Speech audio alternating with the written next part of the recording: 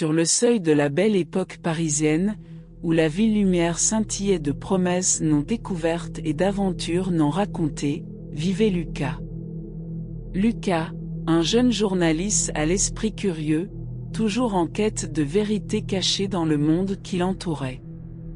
D'un naturel sensible et ouvert, il avait trouvé l'amour en Camille, une femme aussi belle que mystérieuse, émanant d'une aura qui faisait écho aux recoins reculés de la France. Un jour, une invitation se présenta. Une invitation de Camille pour lui rendre visite dans sa ville natale, un endroit niché dans la campagne française, loin de l'agitation de la capitale.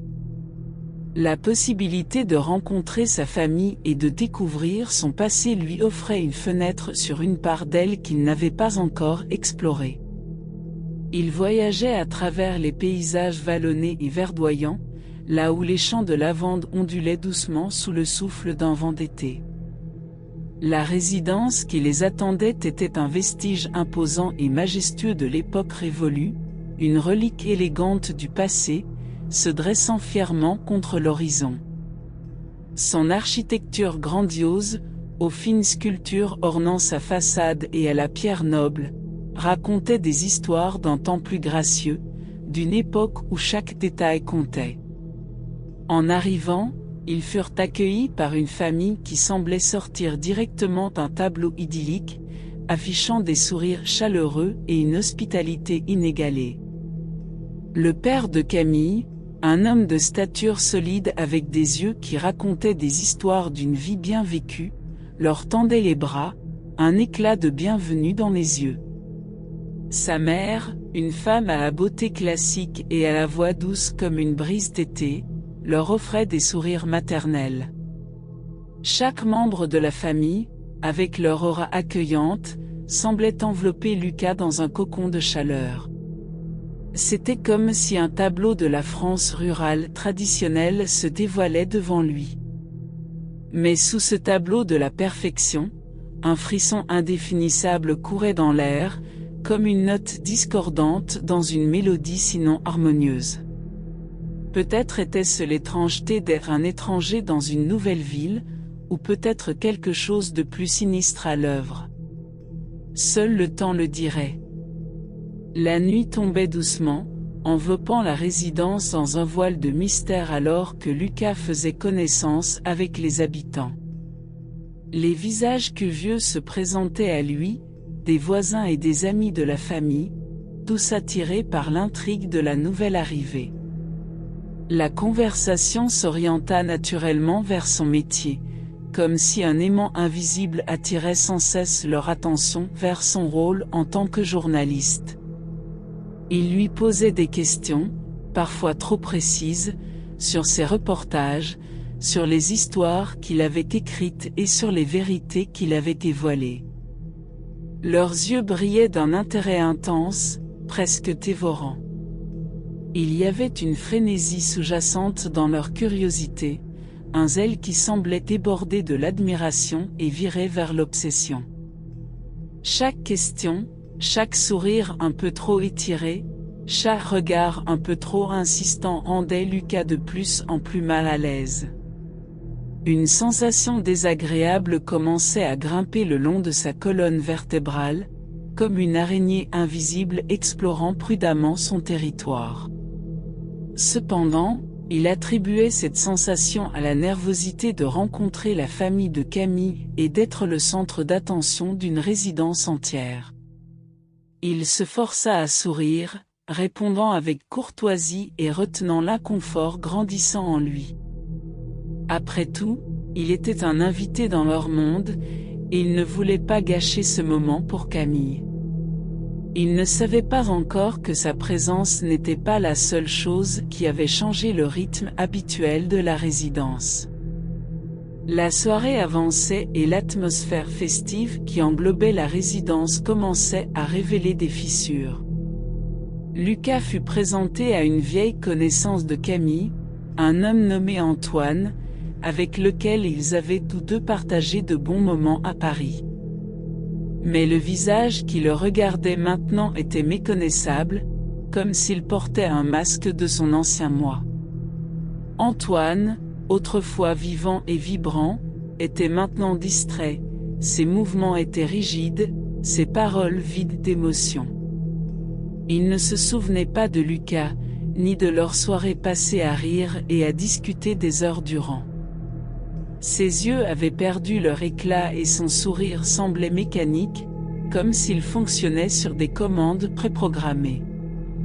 Ce comportement étrange n'était pas unique à Antoine. En regardant autour de lui, Lucas remarqua d'autres résidents, des gens qu'il avait rencontrés plus tôt dans la soirée, agissant de manière automatisée. Leurs conversations semblaient scriptées, leurs émotions contrôlées, leurs mouvements dénués de spontanéité. Ils évoluaient comme des marionnettes, animés par une main invisible. Un sentiment de malaise s'installa dans le creux de son estomac, se propageant lentement mais sûrement dans tout son être. Cette étrangeté n'était plus quelque chose qu'il pouvait ignorer ou attribuer au stress. Quelque chose n'allait pas dans cette résidence, quelque chose de subtilement dérangeant qui se cachait sous la surface de la normalité. Et Lucas avait l'intention de découvrir ce que c'était. Intrigué par l'étrangeté qui imprégnait la résidence, Lucas fit ce qu'il faisait de mieux, enquêter. Son instinct de journaliste se réveilla, alimenté par le mystère qui planait autour de lui. Il commença à noter chaque détail, chaque comportement, chaque conversation qui semblait sortir de l'ordinaire. Il observait les résidents à partir de recoins discrets, analysant leur langage corporel, leur expression, la façon dont ils interagissaient les uns avec les autres. Il notait des incidents isolés, des rencontres bizarres, des expressions qui semblaient déconnectées des conversations. Son bloc-notes, autrefois un outil de son métier, devenait le témoin silencieux de cette mascarade étrange. Lucas passait ses nuits à relire ses notes, essayant de déchiffrer le code de cette étrangeté. Plus il en savait, plus ces découvertes semblaient inquiétantes.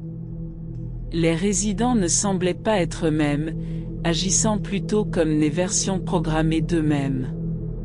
Ils semblaient perdus dans leur propre monde, sans aucune conscience de leur transformation. Cependant, l'atmosphère oppressante de la résidence et la curiosité insatiable de Lucas ne faisaient qu'alimenter sa détermination. Il était convaincu qu'il y avait une explication à tout cela, une vérité cachée qu'il devait découvrir. Et malgré la peur croissante qui s'insinuait en lui, Lucas savait qu'il ne pouvait pas reculer. Il devait aller de l'avant, pour lui-même, pour Camille, et pour tous ceux qui étaient inconsciemment pris au piège dans ce théâtre de l'absurde. L'aube du 3e jour marquait une révélation choquante pour Lucas.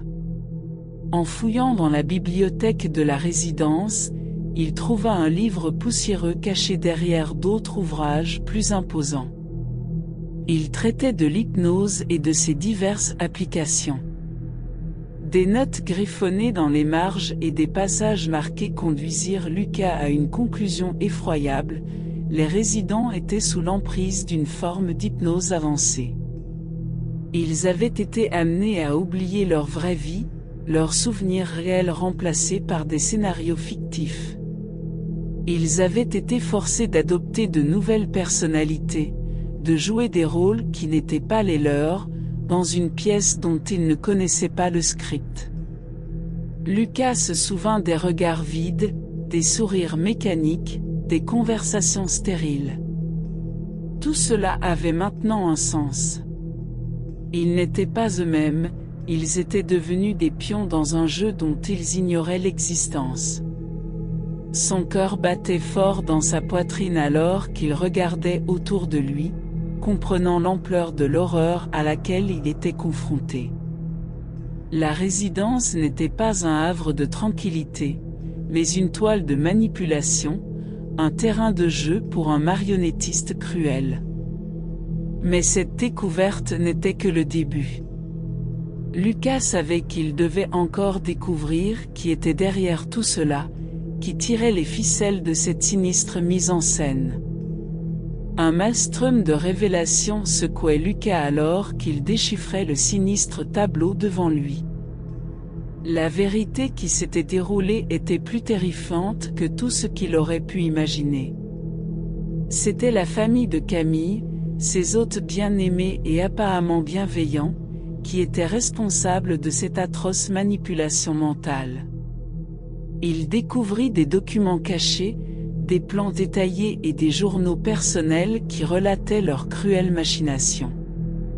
Ils avaient perfectionné un processus d'hypnose et de conditionnement, transformant les résidents en travailleurs obéissants, exploitant leur travail et leur talent pour leurs propres bénéfices.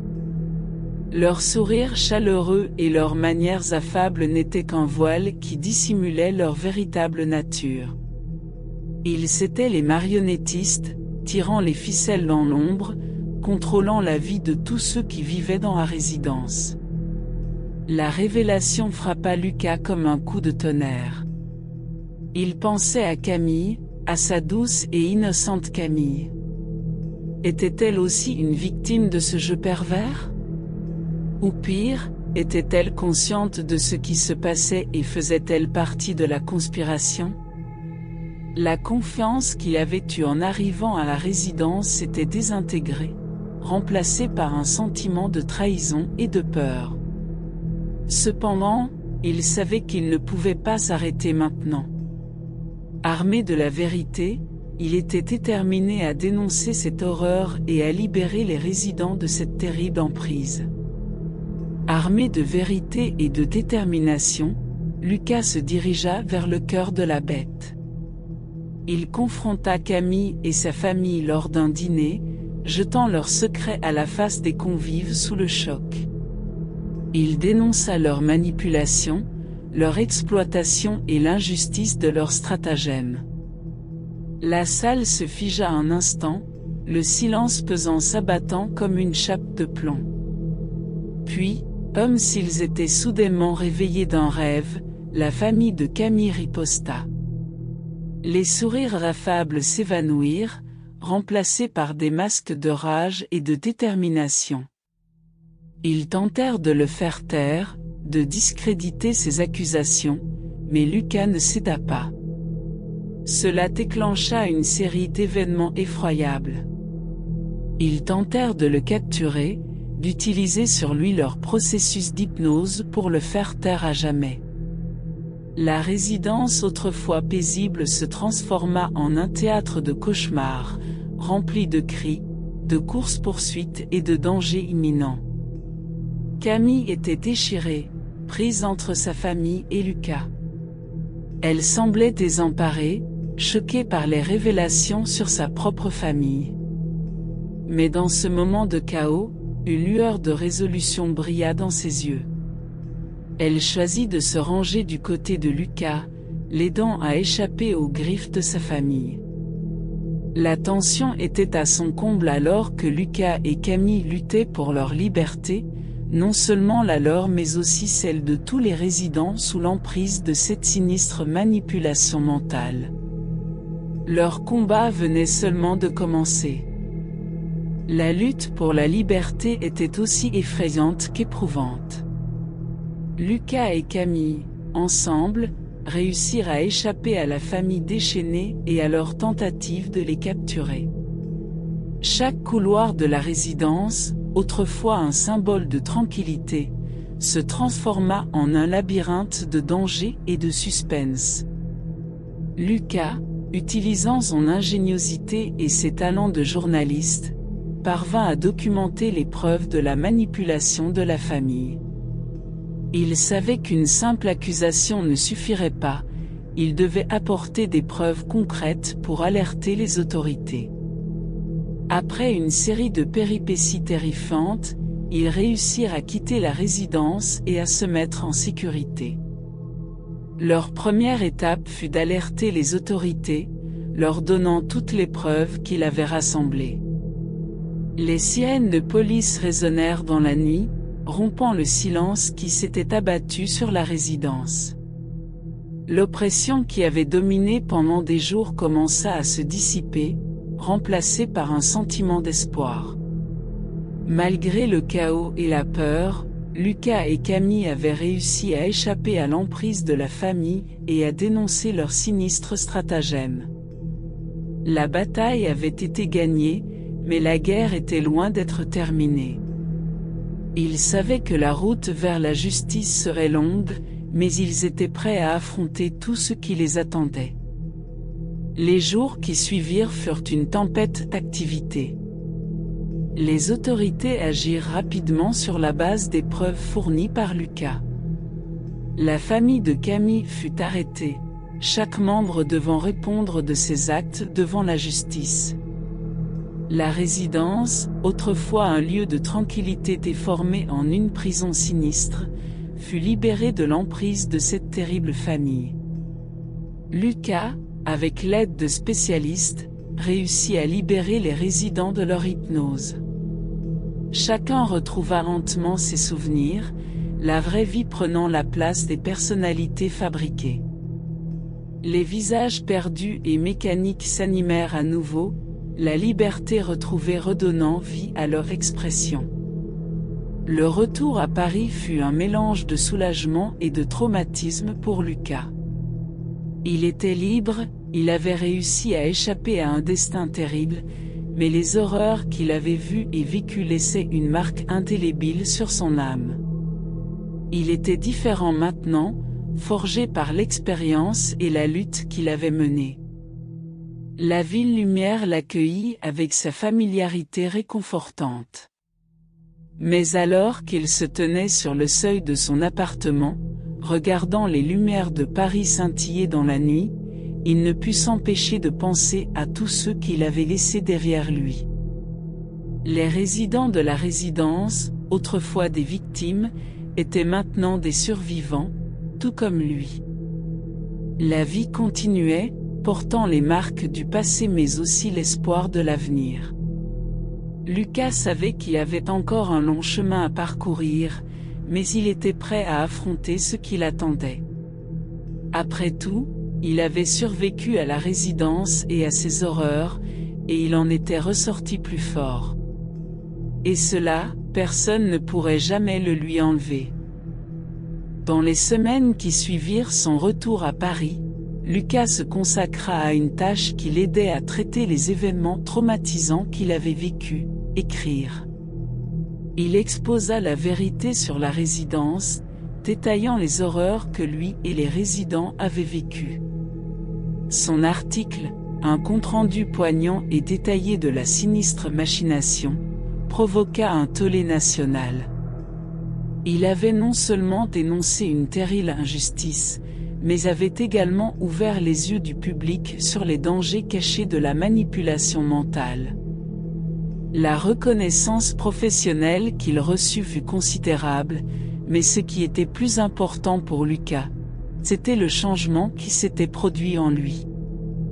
Il s'était transformé, non seulement en tant que journaliste, mais aussi en tant qu'individu. Les traumatismes qu'il avait vécus l'avaient fait mûrir, lui donnant une nouvelle perspective sur son métier et sa mission.